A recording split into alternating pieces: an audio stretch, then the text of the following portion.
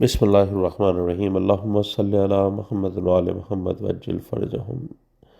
ابو الحسن علی بن محمد عسکری علیہ السلام کو فرماتے ہوئے سنا کہ رجیم کے معنی ہے کہ وہ شیطان ملعون لعنت کے ذریعے سنسار کیا گیا ہے اور نیکی کے مقامات سے دور کیا گیا ہے، اور مومن اس کا تذکرہ نہیں کرتا مگر لعنت کے ساتھ، بے شمار لعنت ابلیس ملعون پر، مگر لعنت کے ساتھ، اور بے شک اللہ کے علم میں پہلے سے ہے کہ جب قائم علیہ السلام عجل اللہ تعالیٰ فرج الشریف خروج کریں گے تو آپ علیہ السلام کے زمانے میں کوئی مومن باقی نہیں رہے گا مگر یہ کہ وہ پتھروں سے اس شیطان ابلیس کو سنسار کرے گا، جس طرح سے اس سے پہلے اسے لعنت کے ذریعے سنسار کیا گیا تھا۔